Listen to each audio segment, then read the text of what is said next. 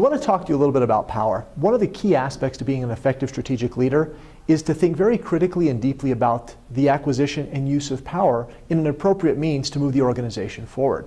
French and Raven are two scholars that came up with a paper several decades ago that looked at the sociological basis of power. And they identified 5 key areas of power: reward, coercion, legitimate, expert, and referent. And this is effectively what you would see in most leadership classes when they'll talk about what the bases of power are, what they are, and how to use them. And of course, this is what we actually taught for many, many years. But in our work, we started to recognize that power is really nothing more than a function of dependencies. And we want you to think about that for a second. Can power exist in a relationship if there's no dependency? One of the examples we like to use that many of us are familiar with, because we've all been children or have children of our own, is how do you maintain power over a child if you're a parent? And the question is, well, the child needs many things from a parent. They need the safety, they need the security, they need food, they need clothing, etc. They're basically tied to their parents for survival needs.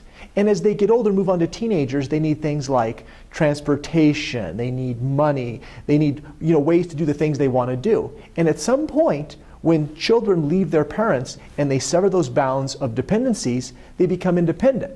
Then the question is, well, do parents have any power over their children? Well, I think we'd argue yes, they do, to the extent that a relationship was there. And this child still wants to make sure they have the pleasing and satisfaction of their parents. So that dependency is there, but the dependency is there because the individual wants that dependency there. And when you move that into the leadership realm, you have to think very, very carefully about that.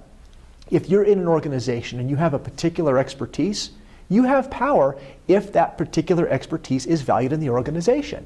And to the extent that it is, then people will come to you because they depend on you for the knowledge, the information, the expertise that you have. If you don't have the expertise, there's no dependency there and therefore no power.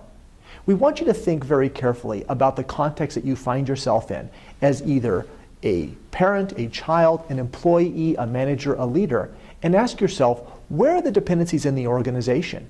Oftentimes, dependencies exist that actually hurt the organization. And as a leader, you need to think about how to sever those dependencies. It may be on certain suppliers that aren't effectively serving your customers' needs, or it may be there's somebody in the organization who's been there a long time that really has amassed a lot of power because people depend on this person because they know where all the bodies are buried in the organization. As an effective leader, you need to think about the appropriate dependencies that you need to create within an organization between yourself, your external constituents, and everybody that's inside the organization that looks to you for leadership. But think about it. Dependencies are critically important when it comes to power.